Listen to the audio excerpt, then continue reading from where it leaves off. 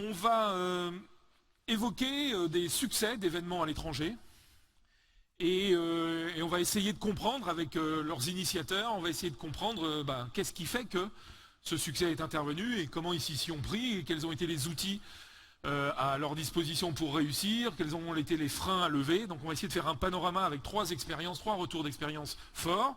Et donc pour nous aider à réfléchir à tout ça, j'appelle Corinne Moreau. On peut les applaudir. Corinne Moreau, installez-vous Corinne. Directrice générale de Promo Salon. Marie-Laure Bellon, présidente du directoire d'Eurovet.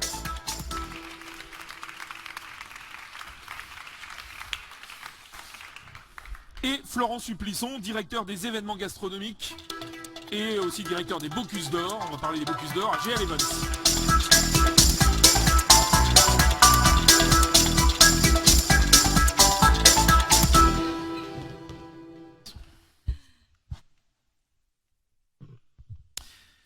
Merci beaucoup d'avoir répondu présent. Vous avez effectivement connu des succès, enfin, Promo Salon un petit peu différemment, mais aussi vous allez vous favoriser les succès à l'étranger. On va commencer avec vous, Corinne. Un petit mot sur Promo Salon, un mot de présentation rapide pour ceux qui ne connaissent pas. Normalement, il y a une petite présentation qui doit passer en même temps. Ah, il y a une petite presse, ok. Si vous la voyez ou pas. 2 secondes avant de parler de Promo Salon, je me présente, donc Corinne Moreau. Moi, j'ai une passion pour l'international, de naissance, c'est dans mon ADN. C'est ma formation aussi. Et j'ai une passion pour la promotion de notre pays. Et je suis tombée dans la marmite des salons il y a 28 ans. Et dans Promo Salon il y a 28 ans. Avec différentes fonctions. Et je dirige le réseau depuis 10 ans maintenant. Alors, il n'y a pas de presse, je ne sais pas. C'est pas grave. Bon, voilà. Alors, Promo Salon, voilà. Qu'est-ce que ça représente aujourd'hui? Qu'est-ce que vous faites? Voilà, qu'est-ce qu'on fait?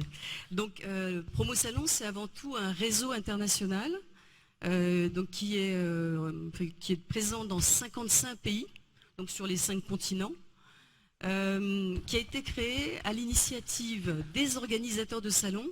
J'ai beaucoup aimé ce matin l'intervention d'Olivier Roux sur le chasser en meute, parce que je pense que c'est la première initiative qui a été faite en France sur ce thème-là. C'est-à-dire que ce sont les organisateurs de salons eux-mêmes qui se sont dit, plutôt que chacun allait créer un bureau qui est en Allemagne, en Italie, au Japon, on va aller créer un réseau mondial, on va le partager, on va mutualiser les moyens et on va pouvoir tous l'utiliser, on va être plus fort. Et donc ce réseau a été créé à la fois par les organisateurs de salons, donc en 1967, ça fait plus de 50 ans, et aussi par évidemment un certain nombre d'organismes que vous auriez vu sur la presse, évidemment, si elle avait été projetée. Alors quelques organismes institutionnels, à savoir le Centre français du commerce extérieur, qu'on appelle maintenant Business France, la Fédération, Unimev, qui organise ce congrès, et puis la Chambre de commerce et d'industrie de Paris.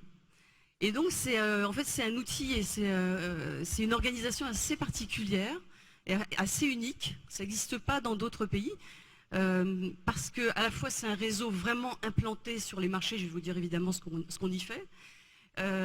C'est une organisation particulière parce qu'elle est portée par le public et le privé en même temps, avec un conseil d'administration qui sont à la fois les organisateurs de salons et donc les institutionnels, pas seulement ceux dont j'ai parlé, mais le ministère des Affaires étrangères, mais l'économie, mais la région Île-de-France, mais la ville, etc. Tous ceux qui peuvent avoir une influence. Tous ceux qui peuvent avoir non seulement une influence, mais un intérêt à ce que les grands salons internationaux se développent en France. Donc voilà, donc c'est une bête un peu spéciale, et c'est d'autant plus particulier que ça s'autofinance, c'est-à-dire que c'est pas soutenu par des financements publics, ça s'autofinance par la vente de nos prestations de services à nos membres. Aux organisateurs de salons qui nous mandatent pour les représenter à l'étranger, certains dans 5 pays, certains dans 10, dans 20, 50, etc. Et aujourd'hui, donc, on fait la représentation, on représente plus de 80 salons. Parmi les 80 salons, vous en avez une vingtaine qui sont des salons géodupliqués, puisque il y a évidemment... Alors géodupliqué, il faut peut-être que vous expliquiez ça. J'y vais.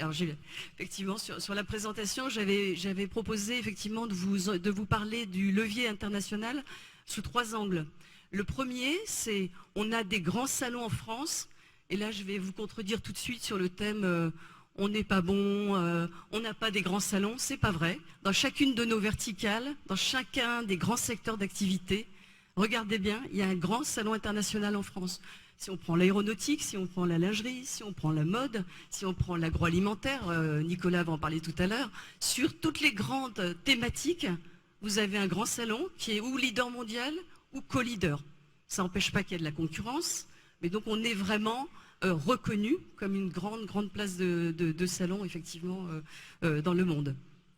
Alors, de ce que vous observez du secteur, quels sont les principaux leviers que nous avons à l'international aujourd'hui? C'est ça.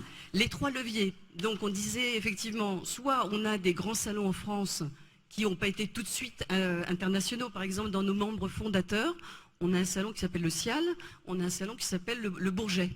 Quand ils ont adhéré, quand ils ont créé même Promo Salon, ou même la lingerie, quand vous avez adhéré il y a plus d'une trentaine d'années, ces salons n'avaient pas la même envergure internationale. Ils l'ont acquis par le travail qu'on a fait ensemble avec eux, avec mes équipes à l'international. Donc le premier axe, c'est effectivement, vous avez des grands salons en France, une offre qui peut être soit franco-française, soit internationale, et vous le développez. Donc c'est ce qu'on appelle la promotion internationale, c'est notre premier métier. En clair, c'est aller chercher les acheteurs étrangers et les faire venir en France. Les exposants étrangers et les faire venir en France. Et là, vous avez donc un salon qui, qui part de 5% d'internationaux, 10% d'internationaux, à, comme aujourd'hui le Cial, 80% de visiteurs internationaux et 90% d'exposants internationaux, juste. C'est pas un hasard. Donc ça, c'est le premier segment. Deuxième levier, on a découvert, il y a une petite trentaine d'années, que les Allemands, qui sont évidemment nos principaux compétiteurs, ça tout le monde le sait, en tout cas dans les salons B2B, ils emmenaient leurs entreprises à l'étranger et ils clonaient, ou en tout cas ils géodupliquaient des salons. Donc ils avaient un gros salon, on va dire mère, le vaisseau amiral en Allemagne, peu importe dans quelle ville, et ils décidaient de créer un Anuga en Chine, un Baoma ailleurs, etc. Et ils en ont créé comme ça 300. Et donc nous, il y a quelques années, on s'est dit, tiens, on pourrait peut-être faire ça aussi. Pas complètement dans la même optique, je ne sais pas si j'aurai le temps de le développer, mais même pas du tout dans la même optique, mais en tout cas on l'a fait quand même. Donc aujourd'hui la France dispose d'une bonne cinquantaine de salons géodupliqués, pour certains qui sont très référents à l'international. On va avoir ces exemples tout à l'heure. Voilà, exactement. Et le troisième axe, levier à l'international, ce sont des groupes comme, je vais prendre comme Exposium, qui s'est dit, je ne veux pas rester le 5e ou le 6e groupe international, je veux devenir le 3 ou le 4e, derrière UBM, Reed, etc. Et du coup, ce que je vais faire de l'acquisition.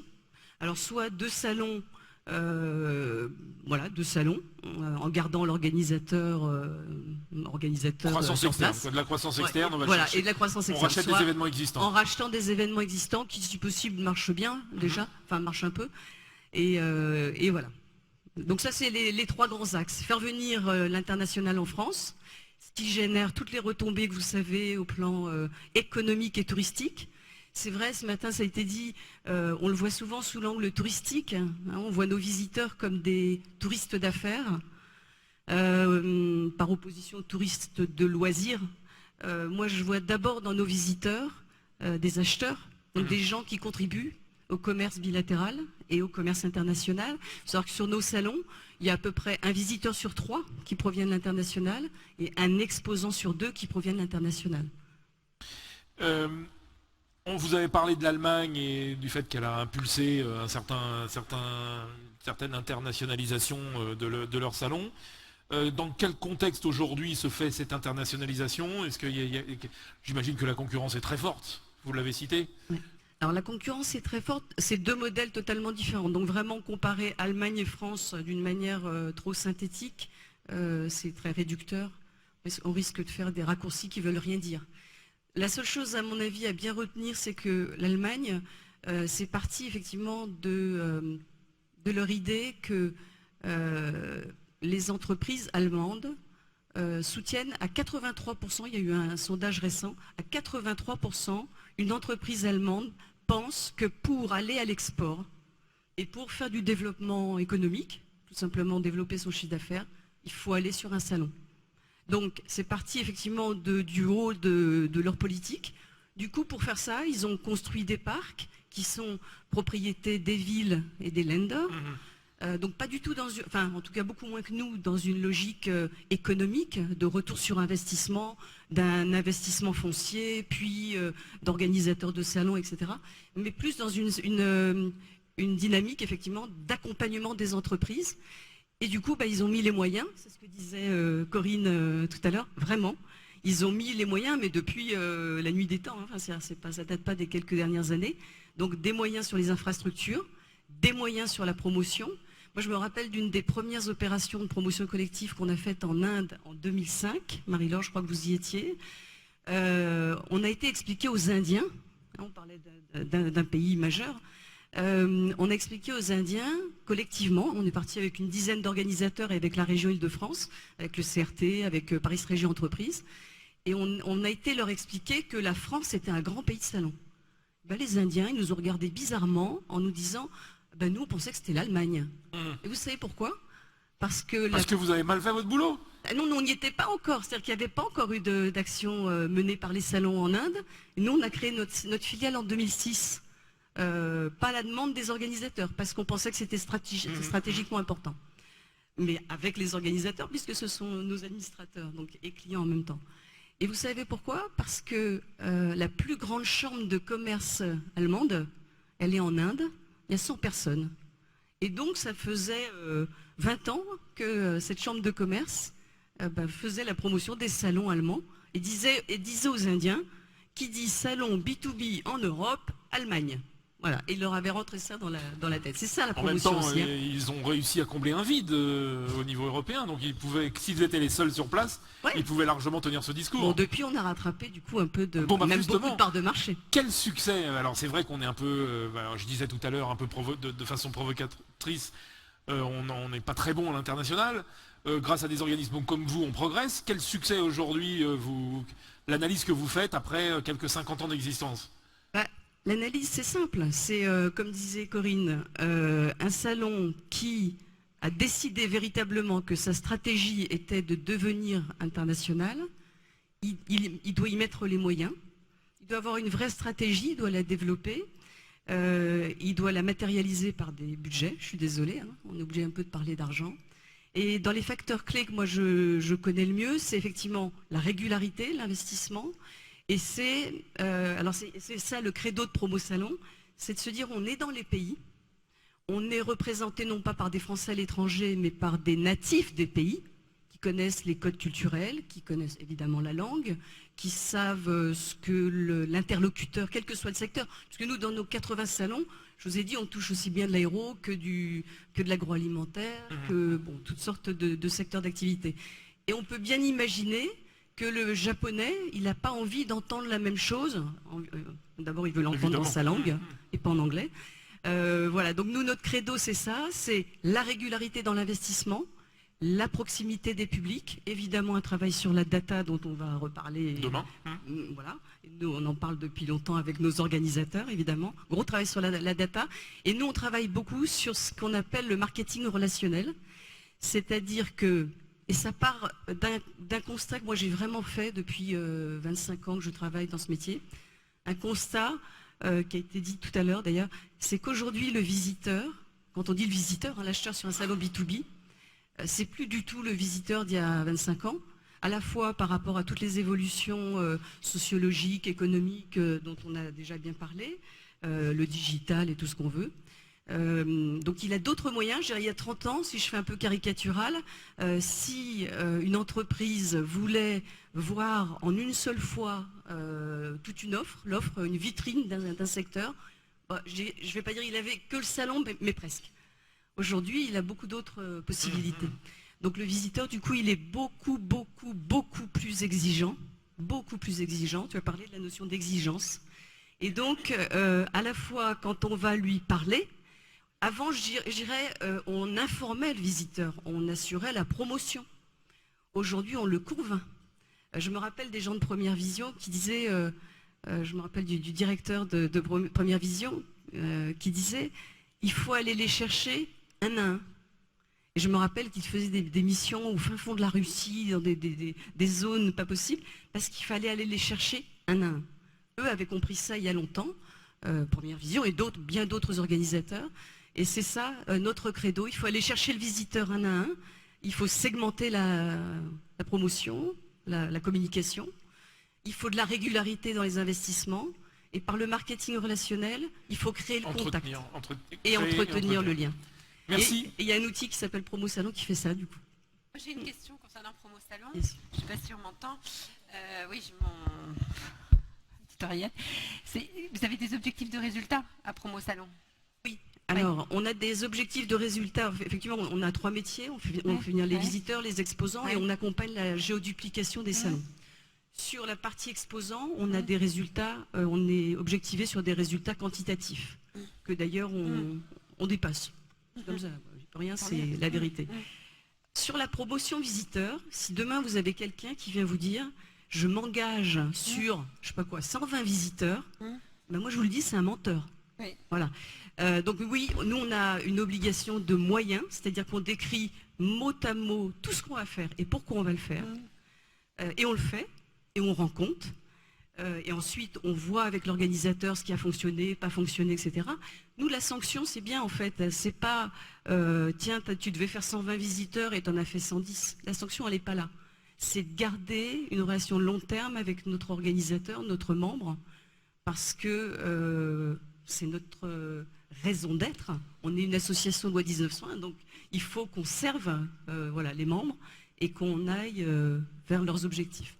Mais en revanche, il faut juste savoir, et je termine, merci Corinne. Je termine, dernière phrase. Parce que je sais qu'après, Marie-Laure, elle risque de parler beaucoup aussi.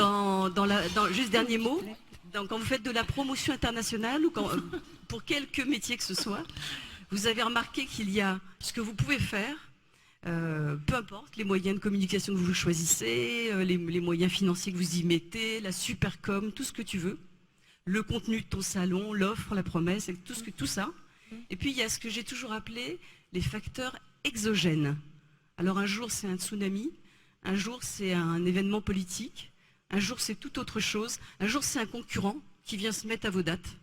Et ces éléments exogènes, il faut les partager, donc il faut partager avec l'organisateur le parti pris et la prise de risque. Merci Corinne. On va revenir certainement sur des points... Marie-Laure, un mot sur Eurovet et un mot sur la part de l'international aujourd'hui dans votre activité. Peut-être 2-3 mots quand même, parce que ça va être court. Allez, 2 phrases.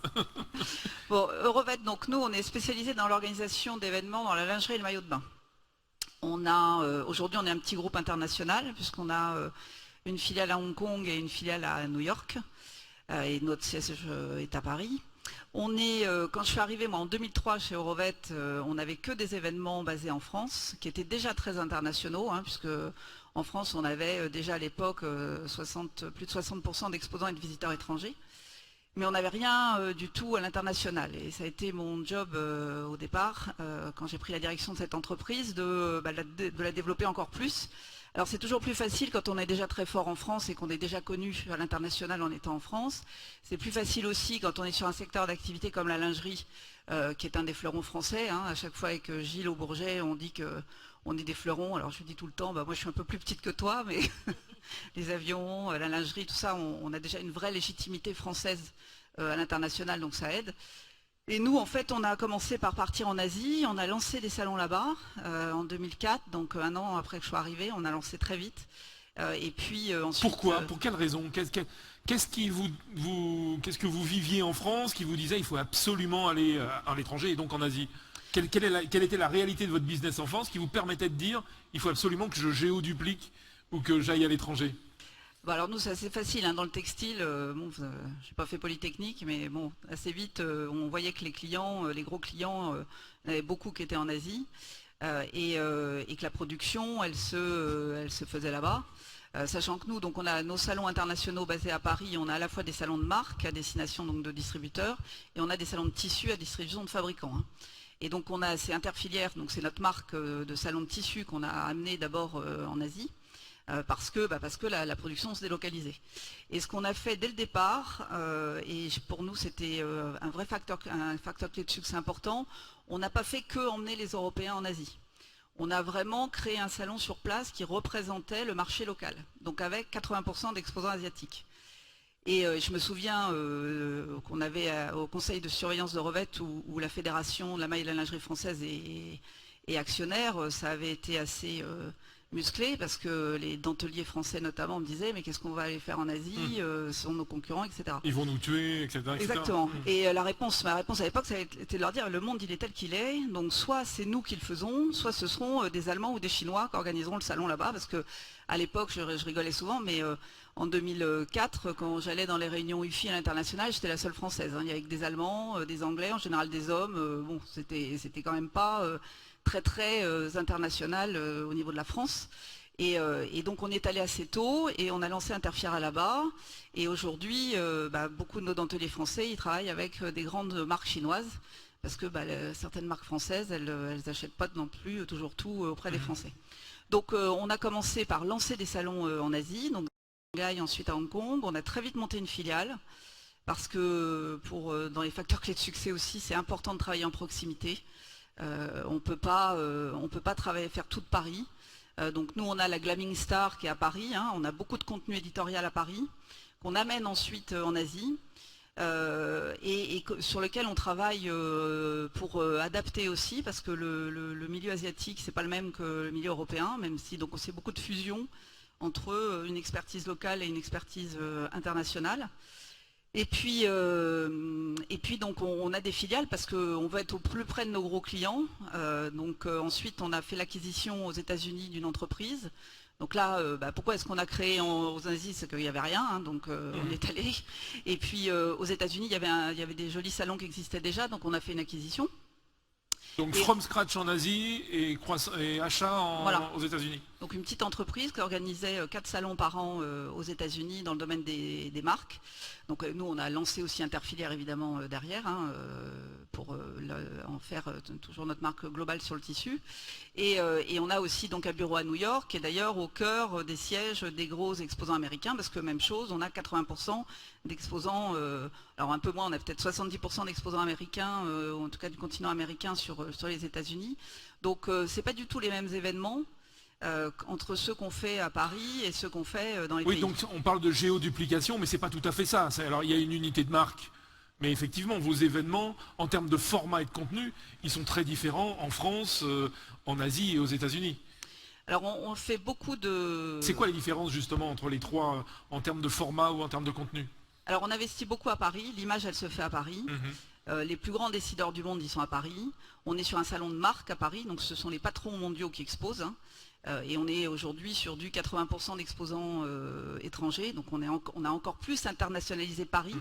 Le fait de travailler en proximité en Asie ou aux États-Unis, évidemment ça vous permet de ramener aussi des gens à Paris, sachant qu'à Paris en général c'est les patrons qui se déplacent de plus en plus, parce que les frais de déplacement sont quand même très très verrouillés, et qu'il y a tout à fait une population locale qui est importante également à déplacer. Donc nous on n'a jamais eu de cannibalisation, et en termes de modèle, on gagne plus d'argent à l'étranger qu'à Paris, parce qu'à Paris on investit beaucoup dans du contenu, dans de l'image, on crée notre image à Paris, et je dirais qu'on rentabilise l'entreprise à l'étranger, sur des événements qui sont plus petits en taille, où on est moins dans de l'image, on est plus avec des équipes locales, pas forcément nationales d'ailleurs, mais asiatiques en Asie ou Amérique Nord et Sud aux États-Unis.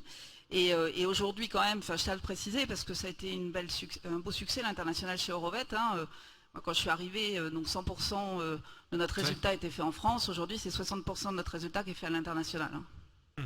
Avec des marges, donc vous l'avez dit, supérieures à l'international qu'en France. Vous avez parlé, ça se cannibalise pas.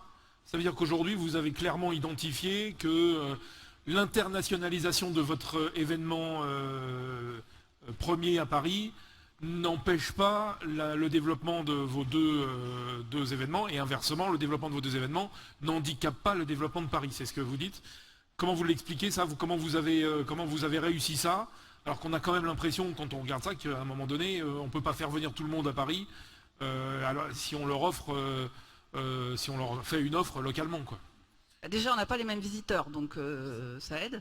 Parce que les visiteurs qui vont à Paris, c'est quand même un infime pourcentage de ceux que vous avez. Donc on est sur le haut du panier, quoi. Voilà. Okay. Donc vous n'avez pas les mêmes visiteurs d'une part, et puis ensuite c'est pas les mêmes niveaux d'investissement non plus. Donc aller exposer en Asie, aux États-Unis, ça coûte cher parce que nos salons sont assez chers au mètre carré, mais les exposants prennent des petites surfaces comparées à ce qu'ils prennent à Paris. Donc c'est gérable en termes de portefeuille. Bon, après sur un marché comme le nôtre, qui est un marché très difficile, il y a quand même un moment où ça se tend. Mais gérer nos concurrents, c'est presque plus d'autres manières de communiquer qui se deviennent importantes que quel choix je fais entre les salons, quoi. Donc c'est plus, j'arrête de faire un salon, ou alors je vais faire un peu de salon et puis je vais compléter en faisant une communication B2C, parce qu'on a des exposants qui sont, nous encore, des entreprises familiales, qui ont des choix à faire. Donc c'est plus au sein du budget de communication qu'il y a des choix qui se font que finalement vraiment au niveau des salons. Et puis il y a aussi autre chose, c'est que c'est un très bon outil de connaissance des marchés. Bon, nous on est experts sur notre domaine, hein. Et je dis toujours la valeur d'Eurovet, c'est l'international. Comparé à des petits salons low cost qui existent dans certains pays en Europe, qui sont intéressants parce qu'ils ne sont pas chers du tout, nous on apporte un vrai conseil à l'export et on a un rôle de matchmaker international. Donc le fait de bien connaître le continent américain, de bien connaître le continent asiatique, de bien connaître le continent européen, en étant, parce qu'évidemment l'Europe est le visiteur majeur de nos salons à Paris, mais bon, on a des gens qui viennent de partout dans le monde, donc ça nous permet aussi de les mettre en relation et d'avoir un travail beaucoup plus segmenté et d'experts pour les accompagner dans leur développement à l'export. Vous changez de métier ? Est-ce que l'international vous a obligé à changer de métier? Vous êtes passé d'un métier effectivement d'organisateur d'événements et de vendeur de mètres carrés à un métier de conseiller en développement international de la filière et des entreprises de cette filière. Alors on n'est pas obligé d'être international pour faire ça, parce que si on change tous de métier, hein, même si on travaille qu'en France. Donc oui, on change bien sûr de métier. Nous, notre valeur, c'est vraiment l'international. Et c'est ce qui justifie nos prix, hein. C'est faire le tour du monde en 3 jours à Paris, et c'est ensuite bénéficier de ces outils à l'export, qui sont des outils plus précis de développement de business. Donc oui, notre credo, c'est l'expertise. On a un comité éditorial mondial, hein, parce qu'il y a des choses qu'on dit à Paris, il y en a une partie qu'on emmène à l'étranger, il y en a d'autres qui se créent en Chine. Je sais qu'il y a un sujet sur la Chine après. Moi, je suis épatée de la façon dont ça évolue en Chine aujourd'hui. Aujourd'hui, dans notre domaine, par exemple dans le homeware, les jeunes créateurs aujourd'hui chinois, ils sont meilleurs que les Français, nettement meilleurs. Ils sont beaucoup plus modernes parce qu'ils ont compris que le monde, c'est une fusion de cultures et que c'est pas en copiant qu'ils allaient se développer. Donc, ils ont été étudiés à l'étranger, ils sont revenus en Chine, ils ont compris, ils ont fait un mix avec leur culture chinoise et c'est vraiment impressionnant. Donc aujourd'hui, heureusement qu'on n'est pas resté en Europe, dans notre secteur d'activité, hein. Heureusement qu'on est présent partout, parce qu'on repère les meilleurs partout, et ça nous permet de les accompagner, et du coup, de travailler avec nos clients de demain aussi, hein. Merci de cet exemple précis de votre action qui a abouti au succès de vos marques. On va encore parler d'un bel événement qui fait résonner la culture française à l'étranger. Ce sont les Bocuse d'Or. Alors quand on dit Bocuse d'Or, on sait déjà de quoi il s'agit. Mais malgré tout, est-ce que vous pouvez nous décrire d'abord le département aussi gastronomie et événements gastronomiques de GL, et puis les Bocuse d'Or. Qu'est-ce que ça représente ? Alors déjà, pour me présenter rapidement, moi je fais partie donc du groupe GL Events et je travaille au sein du métier organisation du groupe, dans une division qui s'appelle la division Food Service et qui est notamment organisatrice du CIRA, le CIRA à Lyon, un CIRA à Budapest, un CIRA à Istanbul, un CIRA Green qui est né l'année dernière et qui a une approche autour du food service et du développement durable. C'est aussi un salon comme Europe 1, dont la prochaine édition va avoir lieu à Paris l'année prochaine au mois de janvier. Au sein de cette division, moi j'anime une équipe qui s'appelle l'équipe des événements gastronomiques. Donc mon métier, c'est de faire de l'événementiel à travers le seul prisme de la gastronomie. Alors ce ne sont pas des salons, mais vous allez voir qu'il y a une très très forte connexion avec les salons que nous organisons. Ce sont des concours, le Bocuse d'Or sur lequel on va se concentrer aujourd'hui. Il y a aussi la Coupe du Monde de la pâtisserie. Il y a un certain nombre de concours dans le domaine de la boulangerie, avec notamment le plus bel événement de la boulangerie qui s'appelle la Coupe de France de la boulangerie. Mais au-delà des concours, ce sont aussi des festivals. On a créé un événement dans le cadre du CIRA qui s'appelle le BIG, Biennale internationale du goût, qui est une sorte de off du CIRA en ville et qui profite aux Lyonnais, mais aussi à nos clients, visiteurs ou exposants qui, après le salon, ont tout le loisir d'assister à d'autres types d'événements en ville. Donc ça fait vivre aussi la ville de Lyon pendant le CIRA. Et puis, ce sont aussi des dîners prestigieux, comme le dîner Grand Chef du Monde, qui s'est créé dans le cadre du CIRA et qui a réuni sur sa dernière édition 320 personnes, 280 chefs et 180 étoiles Michelin. Ce dîner qui a été créé à Lyon, il s'est aussi transporté ailleurs, au Brésil, en Hongrie, en Chine, à Canton l'année dernière. Voilà. Et puis on participe aussi, sans être directement organisateur, à la production d'événements qui font partie de la division Food Service, qui sont Omnivores, qui est un festival qui est dédié à la jeune cuisine, et aussi un autre événement qui a été créé il y a 2 ans, qui s'appelle le Mondial de la bière, et dont la dernière édition a eu lieu au Parc Floral de Vincennes. Donc voilà, un spectre assez large d'événements, 20 en l'occurrence, dans 3 métiers, la cuisine, la pâtisserie, la boulangerie, et tout ça sur un cycle de 2 ans et dans une petite dizaine de pays. On est au cœur de la culture française, mais pourtant, alors si on revient au Bocuse d'Or plus précisément, vous avez créé cet événement tout de suite dans une logique internationale. Alors l'international, il est au cœur de la création du Bocuse d'Or. L'idée, c'est d'abord une rencontre avec un monsieur qui s'appelle Paul Bocuse. Paul Bocuse, vous le savez certainement, c'est l'homme qui a fait sortir le chef de sa cuisine. C'est aussi celui qui a, pour la première fois, implanté des restaurants à l'étranger, notamment aux États-Unis, au Japon. Paul Bocuse se disait avec nous, si un jour il existe un concours mondial de cuisine, il y aurait une vraie légitimité pour qu'il ait lieu en France, pour qu'il ait lieu bien sûr à Lyon, grande capitale gastronomique s'il en était.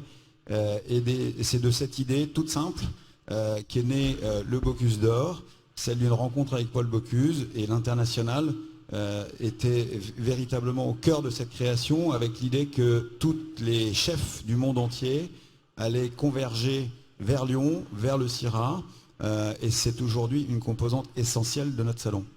Il a aussi servi le CIRA, ce concours international de cuisiniers, le Bocuse d'Or. Il a aussi servi l'internationalisation du CIRA. Bien évidemment. Alors, le Bocuse d'Or, il est au cœur du business model du CIRA. En fait, c'est un formidable outil d'activation du CIRA. Le moteur du Bocuse d'Or, c'est son processus de sélection. Aujourd'hui, le Bocuse d'Or se déroule dans 67 pays. Ça veut dire qu'il y a 67 sélections nationales qui s'organisent sur un cycle de 2 ans. C'est ensuite 4 sélections continentales qui se déroulent en Asie, en Afrique, en Amérique et en Europe, bien évidemment, pardon. Et c'est en tout donc 67 sélections nationales, 4 sélections continentales, tout ça se terminant par l'ultime étape qui est à Lyon sur le CIRA, bien évidemment. Et donc ce qu'il faut comprendre, c'est que ce processus de sélection, il ne s'arrête jamais. Il est sur un cycle de 2 ans, mais 15 jours après la grande finale du Bocuse d'Or sur le CIRA, les choses redémarrent. Il y a de nouvelles sélections nationales. Aujourd'hui, il y a déjà 4 ou 5 sélections nationales qui sont faites alors qu'on commence le cycle 2021. Et ce processus de sélection ne s'arrête jamais. Ça veut dire qu'il y a à chaque fois, chaque semaine, chaque mois, une fenêtre de communication qui s'ouvre pour l'ensemble des marques de notre division Food Service. Et c'est donc une formidable opportunité de communication, de création de business. C'est aussi une formidable opportunité de rencontrer nos clients, de les faire venir bien sûr sur le CIRA à Lyon. Donc c'est un système d'activation qui ne s'arrête jamais. C'est une sorte de mouvement perpétuel d'activation sur le plan international. Quand on a comme ça, quand on couvre déjà avec cet événement des Bocuse d'Or, qu'on couvre 67 pays, vous avez dit, c'est ça ? 67 pays. C'est quoi les ambitions qu'on peut avoir pour ce prix-là ? C'est d'aller jusqu'à 200, enfin qu'il y ait un concours par pays ONU ? L'idée, forcément, c'est déjà de développer ce réseau, parce qu'il faut comprendre qu'à travers ces 67 pays, il ne s'agit pas uniquement, c'est essentiel bien évidemment, mais il ne s'agit pas uniquement de 67 pays participants, c'est aussi un réseau international qui ne cesse de grandir. qui est au service de toutes les marques et de tous les événements qui font aujourd'hui partie de notre division Food Service. L'ambition, c'est donc de développer ce réseau. Il y a énormément de pays qui aujourd'hui souhaitent parler de leur gastronomie, et l'évolution du Bocuse d'Or aujourd'hui, c'est bien sûr d'abord d'être un concours pour valoriser ceux qui demain vont devenir les top chefs, et on révèle de nouvelles générations de chefs à chacune de nos éditions. Et aujourd'hui, le Bocuse d'Or est en train, et de plus en plus, de devenir également une énorme plateforme et très pertinente plateforme de communication pour les pays. Aujourd'hui, on ne peut pas être un grand pays sur l'échiquier mondial si on n'a pas quelque chose à dire en termes de gastronomie. La gastronomie, soft power, on parle aussi de gastrodiplomatie. En fait, la cuisine, elle est au cœur de la culture d'un pays. Un pays qui n'a rien à dire en termes de gastronomie, c'est un pays qui est moins visible et moins lisible sur la scène internationale. Et le Bocuse d'Or, de plus en plus, est en train de devenir cette plateforme de communication.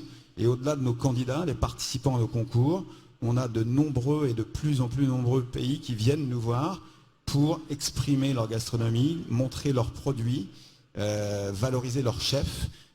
Et donc, le mouvement s'amplifie aussi et profite bien évidemment beaucoup au CIRA, puisque chaque événement Bocuse d'Or, c'est aussi une démarche un peu d'éclaireur que nous avons. Alors on ne va pas dire qu'on est le seul outil de développement international du CIRA, bien évidemment, mais on y contribue de façon importante.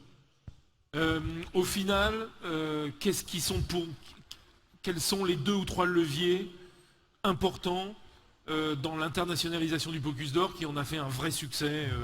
Est-ce que c'est parce que, encore une fois, c'est culturellement la gastronomie en France, elle est dans notre ADN de pays et qu'à un moment donné, on était totalement légitime pour faire ça? Est-ce que, voilà, quels sont un peu les 2-3 leviers qui permettent de dire, voilà, grâce à ça, j'ai réussi mon internationalisation de mon prix? Voilà, est-ce que c'est Bocuse aussi? Alors, la première idée, bien évidemment, et le premier levier, c'est Paul Bocuse et tout ce qu'il représente, c'est une certaine idée de la cuisine française, et c'est s'appuyer sur un emblème culturel français pour promouvoir l'international et pour développer l'international sur nos salons. Ensuite, et je le rappelais à l'instant, la gastronomie, c'est un sujet incontournable. C'est un sujet qui est au cœur de l'ADN d'un pays, de sa culture. Et donc ce sujet, il est intarissable. Et aujourd'hui, on voit arriver de nombreux nouveaux pays, notamment à l'Est, qui ont envie d'exprimer leur gastronomie. C'est aujourd'hui la Géorgie, c'est l'Arménie, ça a été il y a quelques années la Pologne, la République tchèque, et il y a de nombreux pays qui aujourd'hui ont besoin de communiquer leur culture gastronomique. C'est aussi l'émergence de nouveaux pays qui arrivent à bien se comporter sur le Bocuse d'Or. Et en fait, ces pays, ils retiennent quoi? Ils retiennent que c'est à Lyon qu'ils se sont construits et que s'expriment en fait toutes les tendances du food service et de la cuisine, et des restaurateurs et des chefs. Un mot, on est comment dans les résultats des Bocuse d'Or, nous les Français? On truste un peu les premières places? Très précisément. Je crois que c'est un Norvégien le dernier. Oui, alors il y a une toute puissance, c'est d'ailleurs très intéressant à observer, des pays scandinaves, Norvège, Suède, Danemark, Finlande, qui arrivent assez facilement à truster les podiums. La France reste aujourd'hui le premier pays en termes de nombre de victoires sur le Bocuse d'Or, suivi de très près par la Norvège. Et donc, il faut que la France se batte parce qu'il faut qu'elle puisse reconquérir très rapidement les podiums. Merci de ces explications et encore une fois une belle réussite de développement à l'international. J'ai 2 questions avant de réfléchir, parce qu'on va avoir le temps de faire des questions au public, c'est quand même un luxe, donc n'hésitez pas si vous avez des questions pour nos invités. Moi j'ai une question à vous poser. La première, c'est comment on fait pour arbitrer aujourd'hui le fait de développer l'international de nos événements en France avec le fait d'aller dans des pays, dans les pays émergents, enfin dans des pays, voilà. Comment on fait pour arbitrer ça? Et est-ce qu'il n'y a pas cannibalisation? Je voudrais revenir là-dessus parce qu'on l'a juste survolé et je voudrais qu'on... Corinne, est-ce qu'à un moment donné... Moi j'apporte une réponse et puis je laisserai Marie-Laure compléter. Ici, en fait, on a des très grands salons en France qui sont déjà à un niveau international exceptionnel et qui cherchent des leviers de croissance économique. Donc ça, c'est une première réponse. Hein. C'est pas l'arbitrage, c'est de toute façon, je garde mon grand salon, le vaisseau amiral, et pour me développer économiquement, c'est ce que Marie-Laure a très bien expliqué dans son modèle, je n'ai le choix que de créer d'autres événements ailleurs. Et c'est là que c'est intéressant de voir la comparaison avec le modèle allemand.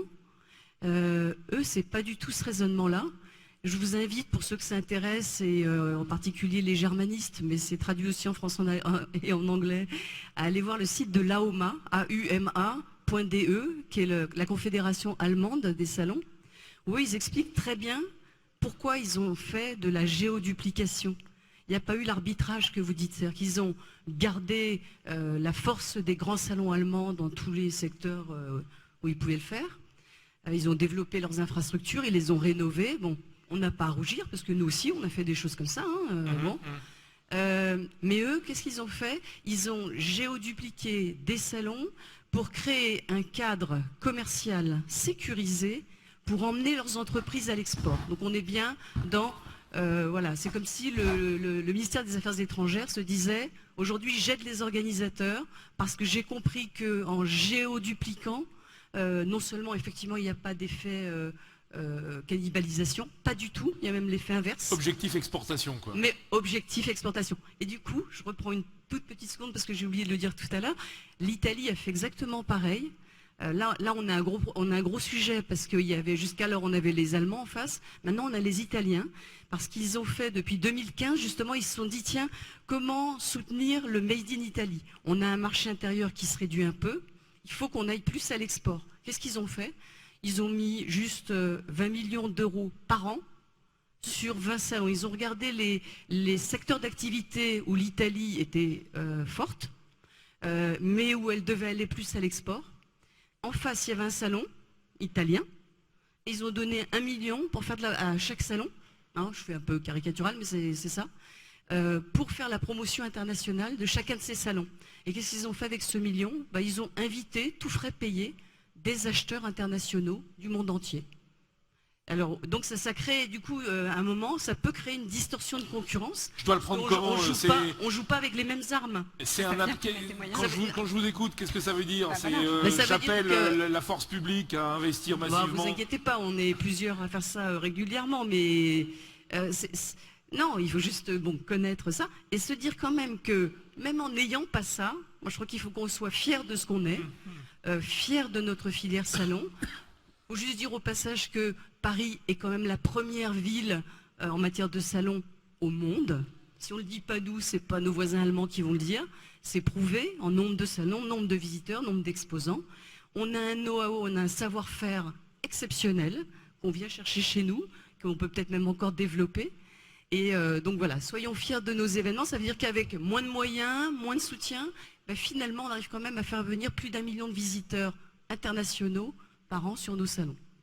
Est-ce que vous, entreprise privée, vous avez cet objectif quand même d'emmener dans vos bagages, quand vous allez à l'étranger, des professionnels français et de travailler un peu à leur exportation? Vous m'avez pas écouté tout à l'heure, vous, hein? Non, on a parlé de... Je me doutais que vous alliez me faire une remarque désobligeante. J'en étais sûr, je l'attendais, pour tout vous dire. Vous la cherchiez, bravo. Non, mais bien sûr, nous, c'est ce que je disais. Ce qu'on vend, c'est du développement à l'export. Hein, donc, on a pas, et en plus, je dirais, nous, en termes et c'est du développement à l'export dans tous les sens. C'est-à-dire, on vend à nos clients asiatiques du développement à l'export en Europe et à nos clients américains également. Donc c'est clé, le monde est une petite planète aujourd'hui et c'est une valeur qui est super importante. Après, en question d'arbitrage, nous ça a été facile, on est monosecteur. Donc si vous voulez, si on veut se développer un peu, on arbitre très très vite. Il y a certains groupes qui ont la chance d'être sur plusieurs secteurs, donc ils peuvent très bien se dire, mais en termes d'équilibre des risques financiers ou en termes de croissance, si vous n'allez pas à l'international et que vous faites que rester en France, il y a un moment, dans nos business models, vous ne développez pas. Donc oui, c'est super important pour nous. Et puis je crois qu'on est de plus en plus aussi dans un métier de contenu. C'est très important. Nos clients sont de plus en plus exigeants pour se déplacer. Ils viennent aussi sur nos événements. Unimef travaille beaucoup là-dessus pour y trouver certes du marchand, mais aussi des informations pour accélérer un développement, de l'innovation, etc. Donc quand vous êtes expert d'un secteur comme nous, qui est en plus au départ un secteur d'origine française, encore une fois, comme l'aéronautique, la gastronomie, la mode, la lingerie et autres, et qu'on fait le travail d'expertise que nous on fait à Paris, c'est très apprécié qu'on l'emmène ensuite en Asie ou ailleurs, et à l'inverse, de découvrir ce qui se passe dans ces pays et de le ramener, c'est essentiel. Et je racontais donc l'histoire de mes... parce qu'en effet, c'est comme vous le disiez, c'est mieux que ce soit nous qui le fassions. Nous, on a eu le même raisonnement que les Allemands. On s'est dit, faisons-nous nous, parce que sinon, encore une fois, ce sont des organisateurs allemands ou des organisateurs chinois qui organiseront les grands-messes de la lingerie du maillot de bain en Asie. Et là, on ne saura plus du tout ce qui se passe. Parce que nous, chez nous, les Français, ils sont bien placés quoi, quand ils vont sur... enfin, les Français, les Européens, et d'une manière générale, les gens qui sont compétents dans ce secteur. Est-ce que vous avez des questions? Donc c'était vraiment la sieste alors? Non. Il y a une... J'arrive.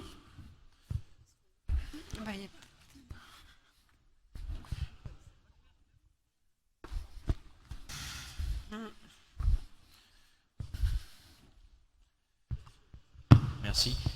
Excusez-moi, mais si j'ai bien écouté tout le discours, en fait, on se base sur l'international. On ne prend pas l'Europe au niveau international. Il y a un souci au niveau de l'économie européenne ou même de l'Union européenne, ou est-ce qu'on va chercher vraiment à économiser en allant plus loin que l'Europe? Là, vous parlez des géoduplications? Oui, exactement. Ouais. Alors, c'est vrai que, comme en Europe, il y a beaucoup de salons. En Allemagne, il doit y en avoir à peu près 2 fois plus qu'en France. En Italie, il y en a beaucoup. En Espagne, il y en a pas mal. Donc c'est vrai que notre zone de chalandise, c'est l'Europe. C'est-à-dire 60% des visiteurs, 60% des exposants, en moyenne, proviennent sur nos salons, proviennent de l'Europe. Donc c'est un marché hyper important. C'est le reflet de notre commerce extérieur d'ailleurs. En revanche, pour ce qui est géoduplication, c'est vrai qu'il faut aller à des endroits, déjà où les Allemands ne sont pas, parce que comme ils en ont 300, et où ça a du sens, c'est ce que disait Marie-Laure Bellon, il faut que c'est aussi du sens. Donc à un moment, ça a été les BRICS, donc dans les BRICS, il y a la Chine, il y a des développements en ce moment en Inde, il y a eu des développements en Thaïlande, l'Asie du Sud-Est aussi peut être une zone intéressante. Mais voilà, je dirais en Europe, le terrain est déjà pas mal occupé, sans parler de la Belgique sur un certain nombre de salons. Voilà, le terrain est bien occupé en Europe, donc quand on fait des géoduplications, c'est souvent plutôt grand export. Oui, et puis on est à 2 heures de Paris, quasiment n'importe où en Europe, donc on n'a pas forcément la nécessité d'aller géodupliquer un événement à Madrid, à Budapest. Alors, peut-être que vous avez d'autres arguments là-dessus. Ou à Oslo, enfin à un moment donné c'est vrai que ça converge naturellement vers les événements mers. Là on parle de salons, on parle beaucoup de salons d'image, donc qui sont des salons avec une certaine dimension internationale. Donc souvent dans ces salons-là, vous en avez un en Europe, un sur le continent asiatique et un sur le continent américain. Donc après en Europe, nous par exemple dans notre secteur, il y a des salons low cost qui sont des salons de proximité pour des détaillants qui prennent leur voiture, qui veulent faire 2 heures de voiture, mais qui sont en général très peu chers parce que ce sont des salons d'agents. Donc c'est totalement un autre format. On n'est plus du tout dans du salon d'image. Là autour de la table, vous avez quand même, que ce soit le CIRA ou la lingerie, on est sur des salons d'image. Donc c'est vrai que en fait, on va plutôt dupliquer nos événements d'image, un par continent, parce que ça ne suffirait pas de le faire par pays. Mais il y a des événements qui existent. En général, c'est comme dans tous les secteurs, c'est l'histoire du sablier. Vous avez le très gros salon, des salons low cost. Les salons low cost, souvent, ils sont nationaux. Et, enfin, plus nationaux, en tout cas en Europe. Et puis nous, on est plutôt sur du plus global. D'autres questions? Allez, dernier tour tu voulais peut-être commenter, Corinne, faire un petit commentaire. Je trouve plus que pertinent de rappeler qu'on a des pépites en France qui font rayonner l'identité nationale sur des filières d'excellence qui portent le rayonnement de nos destinations sur toute la planète. Mais l'internationalisation, c'est aussi des leviers plus modestes. Voilà, c'est-à-dire que quelque part, toutes ces initiatives que vous avez su développer grâce aux compétences, expertises et alliances que vous avez tissées, eh bien, elles doivent être aussi motivantes, je dirais, pour des acteurs plus mineurs qui n'osent pas souvent vous accompagner, ça je pense que ça doit vous arriver, ou qui n'ont pas toujours l'audace.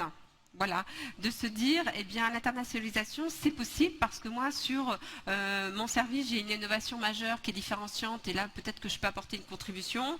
Mon territoire, j'ai aussi voilà, des connexions qui existent. Alors, je fais grâce de toutes les institutions avec moins d'objectifs de résultats, je ne citerai pas les noms, qui peuvent aussi, en tous les cas, donner un éclairage culturel hein, sur les bonnes pratiques à avoir sur des pays émetteurs. Mais je pense que l'internalisation, c'est grâce à des exemples comme vous avez supporté, développé, qu'on doit motiver l'ensemble des acteurs de la filière à pouvoir oser.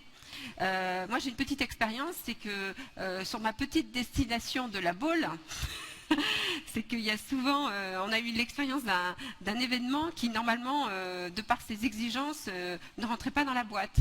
Eh bien, si l'audace n'avait pas consisté à ouvrir le dossier, à l'étudier de fond en comble et de mailler tous les liens d'intérêt avec les personnalités et les réseaux qui pouvaient contribuer à la success story de la promesse qu'on allait faire, eh bien, on n'aurait jamais pu recevoir 6000 personnes sur 50 nationalités pendant 5 jours sur une destination où il y a 16 000 habitants. Voilà, sauf que maintenant qu'on a cette référence-là, donc on peut parler d'internationalité. Le référentiel crée aussi une identité pas marquante, parce qu'il faut rester très émergent. Quand on a échangé avec Lionel, je disais, vu de ma fenêtre, qui est toute petite, hein, c'est que on a nos pépites.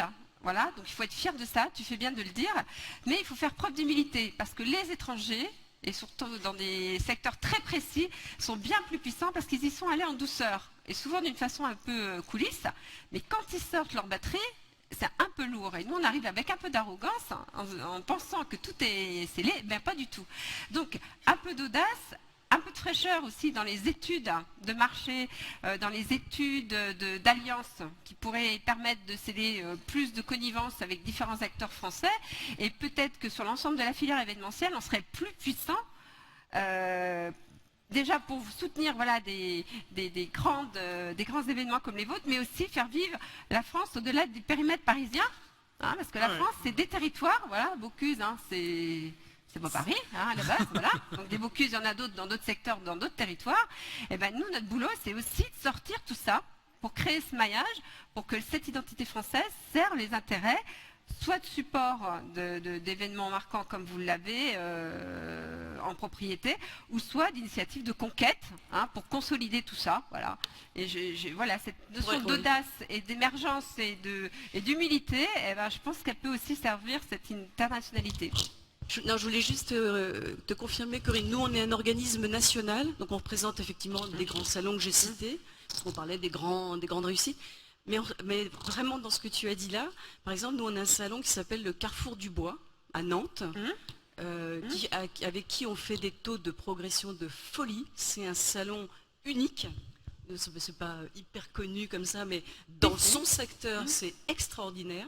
Et donc, effectivement, il faut avoir l'audace, un peu dotée de moyens, mais ça marche très bien. Là, je voyais voir les gens du Cival, on va voir, voilà, on peut représenter effectivement des salons. Après, il y a quand même des critères d'accessibilité, etc., qu'il faut évidemment respecter. Oui, sur la durée d'événement, tout ça, ça peut s'organiser. Hein, voilà. Et puis la pérennité des budgets pour valider toute cette stratégie-là. Mesdames, messieurs, je vous remercie beaucoup de votre intervention et de vos explications, de ces success stories qui sont évidemment très inspirantes pour nos modèles.